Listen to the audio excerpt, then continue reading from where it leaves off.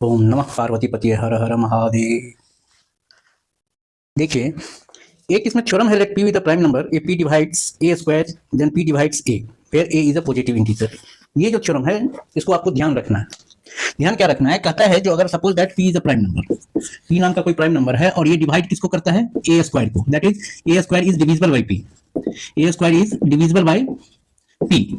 तो ये कहता है जो a is also divisible by p, a is also divisible by p। इसको ऐसे देखिए, मान लीजिए ये 24 स्क्वायर है, 24 square is divisible by 2, 2 is the prime number. यहाँ पर p का काम आप ये कर रहे हैं और a का काम आपको ये कर रहा है, तो it implies that 24 is also divisible by 2। या फिर 25 का स्क्वायर है या 35 का स्क्वायर है बटा 5 कर देते हैं, या आप 7 भी दे सकते हैं। तो यहाँ पर a का काम ये कर रहा है और p का काम आपका ये कर रहा है। तो 35 का स्क्वायर अगर 5 से डिविजिबल है तो it implies that 35 is also divisible by 5, या 35 का स्क्वायर है, it is divisible by 7, it is divisible by 7, it means 35 is also divisible by 7। ऐसा होता है और इसी कांसेप्ट को हम आगे यूज करेंगे। अब आते हैं हम एक्सरसाइज 1.2। एक्सरसाइज 1.2 कहता है first question, prove that root 5 is irrational. Root 5 is irrational, तो इस क्वेश्चन को ऐसे कहेंगे जो let root 5 is a rational number, is a rational number. Irrational आपको साबित करना है, इसको रेशनल मानिए और इसी आप जो रेशनल माने हैं इसको फिर गलत साबित कर दीजिए, तो ये आपका इरेशनल हो जाएगा। ये तरीका है इस तरह के क्वेश्चन को सॉल्व करने का।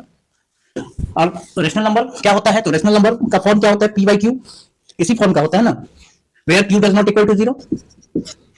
सो let root 5 equal to a by b, where a and b are को प्राइम्स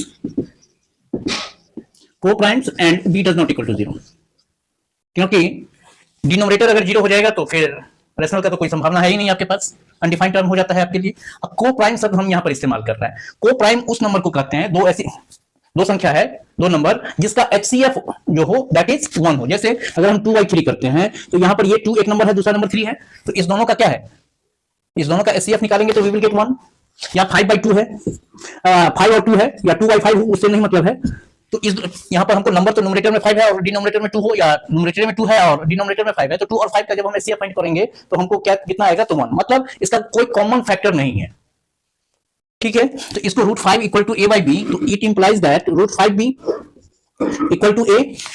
और स्क्वायरिंग जब हम करेंगे तो रूट 5b का होल स्क्वायर करेंगे तो इधर भी आपका a का स्क्वायर करना पड़ेगा, तो it means 5b square equal to a square. और इससे आप क्या कर सकते हैं, जो b square equal to a square by 5, और इससे आपको क्या आ रहा है, जो b square equal to a square by 5।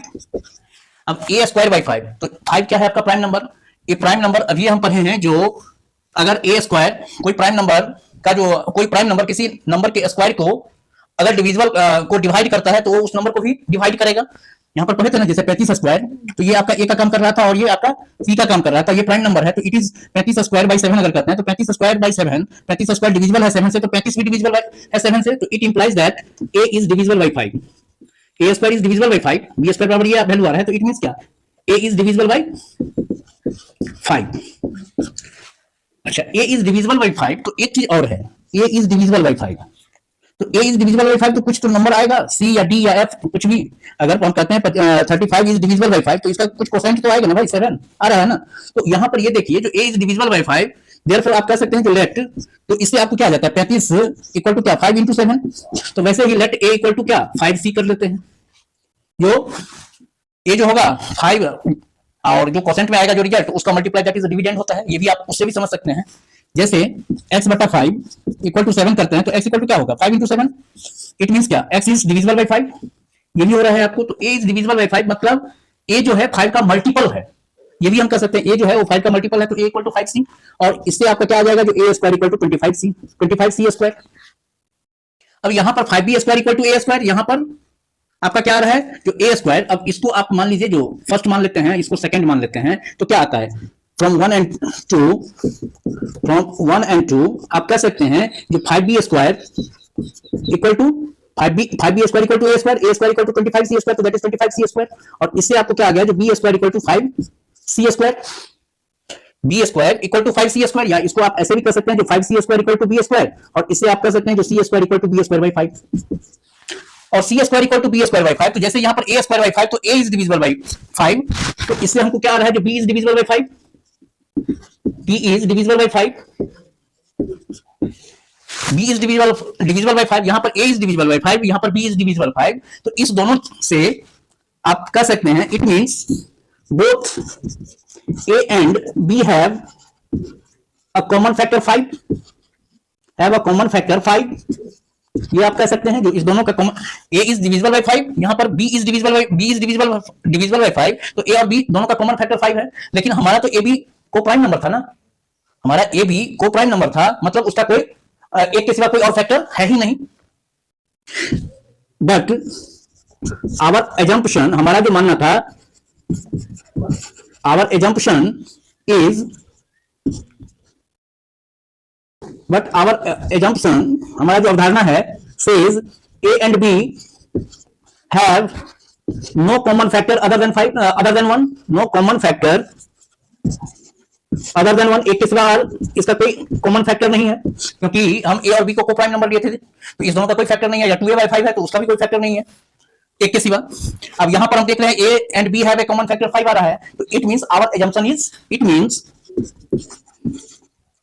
Means our assumption, हम जो अवधारणा लेके चले थे या जो मान के चले थे, एजम्पशन वाज रॉन्ग। हम क्या मान के चले थे, जो √5 इज अ रैशनल नंबर, हमारा एजम्पशन क्या था, √5 इज अ रैशनल नंबर, तो इससे आप कह सकते हैं therefore 5 is √5 is an irrational number.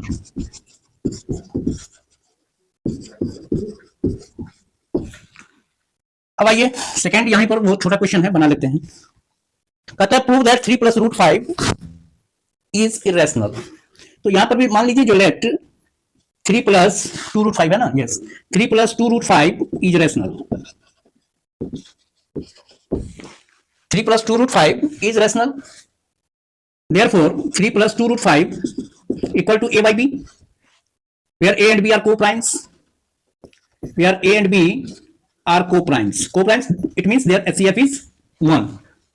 अब इससे आपको क्या आ जाएगा, जो 2√5 equal to a/b - 3, और it means √5 equal to a - 3b बटा b, और 2√5 equal to, और √5 equal to a - 3b बटा 2b।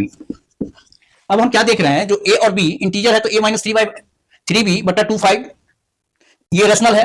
अब चूंकि RHS रेशनल है तो भाई इक्वल से जो आ रहा है तो आपका LHS रेशनल होना चाहिए, लेकिन LHS क्या है, आपका इरेशनल है, देयरफॉर ये जो हम माने थे हमारा एजम्पशन गलत है, और ये जो दिया हुआ संख्या है वो हमारा क्या है, इरेशनल है। देखिए हियर RHS इज रेशनल, जब किसी में LHS इक्वल टू RHS हम कहते हैं, तो RHS अगर रेशनल है तो इसका अर्थ हुआ जो LHS भी, so LHS is also rational,